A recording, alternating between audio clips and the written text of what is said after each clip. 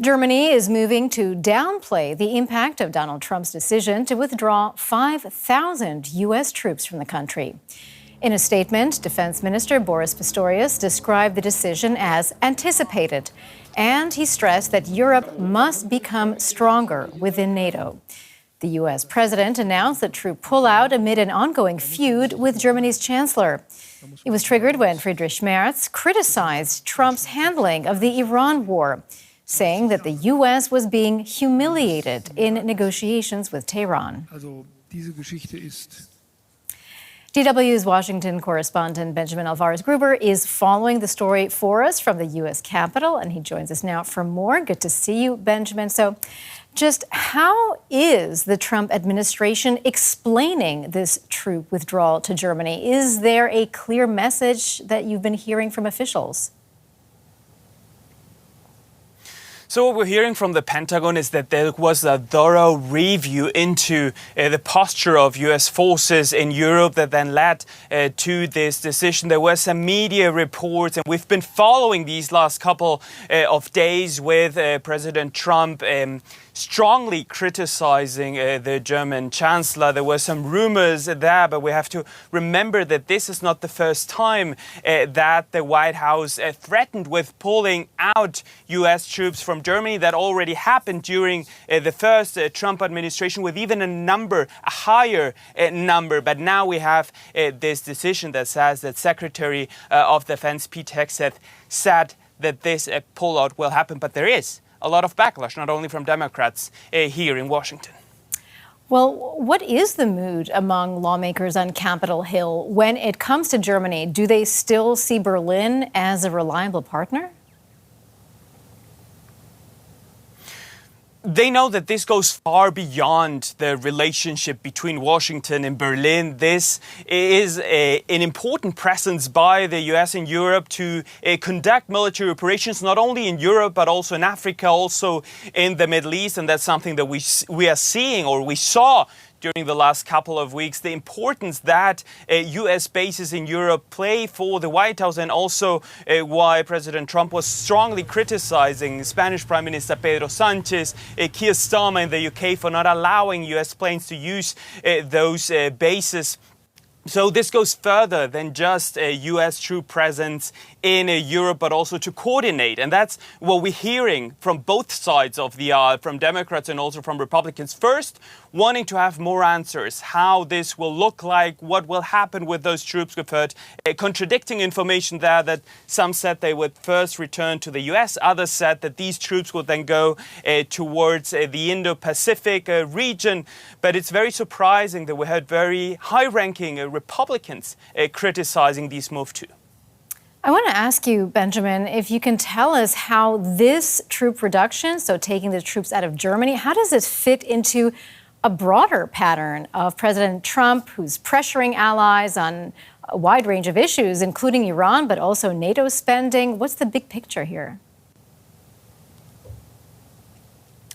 That's right. And many, or at least the Trump administration, is trying to portray this as a review that is not related due to this conflict that we're seeing playing out between German Chancellor Merz and U.S. President Trump. But if we look at the reactions by Capitol Hill here, I would just like to quote two Republican senators who said that they are concerned by this decision, saying that Germany has stepped up in response to President Trump's call for a greater burden sharing when it comes to NATO.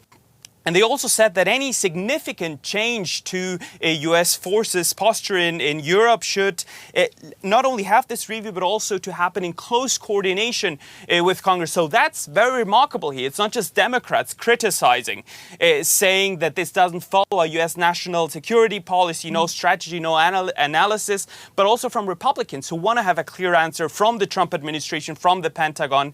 Why this number? Why now? And what will happen, especially also to deterrence from Russia in all of the Baltic countries, but also in general in Europe with this new decision by the White House. Benjamin, thank you very much for that. That was DW's Benjamin Alvarez Gruber in Washington. Well, earlier we spoke to Ralf Hechler. He's the mayor of the German town of Ramstein, which is home to the largest U.S. airbase outside the United States. We asked him if Germany is being punished for Chancellor Merz's comments. Yeah, this is one of the reasons what the president uses to try to punish Germany.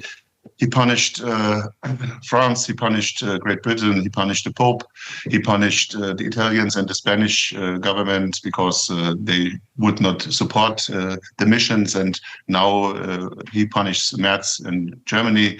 So, you know, if you want to be a good partner and you want to have good relationships, and if you want to stay together as an alliance, you cannot talk like the president does it right now. Let's now bring in Constanze Stelzenmüller. She is the director of the Brookings Center on the United States and Europe, and she's an expert on transatlantic foreign and security policy. Welcome to DW. So we just heard that clip from the mayor of Ramstein saying that Donald Trump is now punishing Germany. We should note that Germany did allow overflight rights and the use of U.S. bases for its Iran operations. So why hasn't that cooperation translated into smoother ties with Washington? I don't think I'm going to comment on what the mayor just said. And I find it unhelpful for both sides, the American side and the German side, to emotionalize the discussion in this way. We have been told, in fact, by the first Trump administration, to take on greater responsibility for European self-defense and deterrence. And the second Trump administration has made that even more clear. We have had time to prepare for this. At the same time, I'd say that this is a bit of an own goal for the United States. Punishment and strategic reasons for removing or moving troops elsewhere shouldn't be conflated.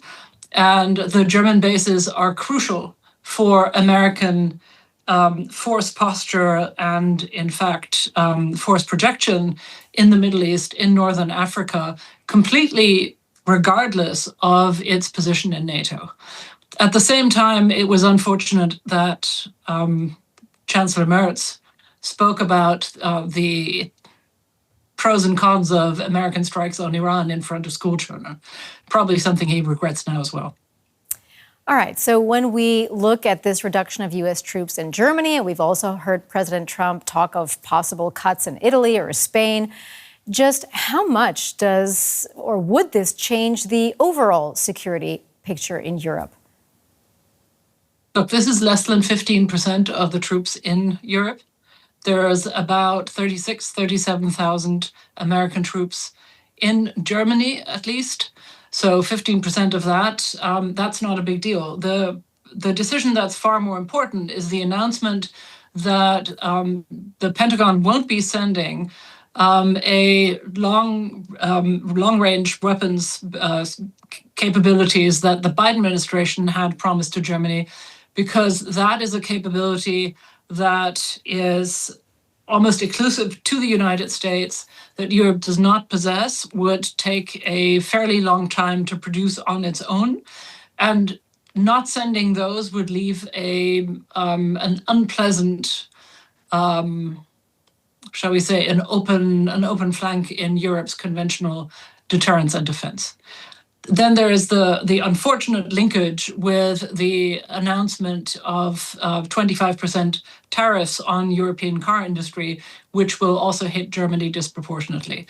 Again, if I were the US administration, if I were working in the Pentagon at the political level, I would probably try and keep the question of what disposition of forces makes sense in Europe separate from the political relationship between the president and European leaders.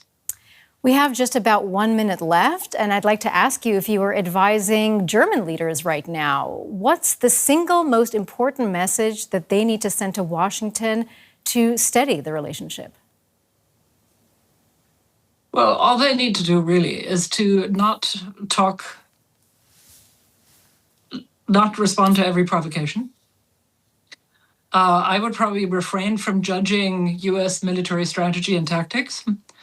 And I would point to the fact that Germany is continuing to fulfill the 5% defense spending commitments that it made at the Hague summit last year, and in fact has been praised for that only recently by the director of policy at the Pentagon. So the truth is, we are actually doing a lot of things, including allowing the US to use our bases, that the US ought to be able to appreciate. That was Constanze Stelzenmüller from the Center on the United States and Europe. Many thanks indeed for all of your insights. You're welcome.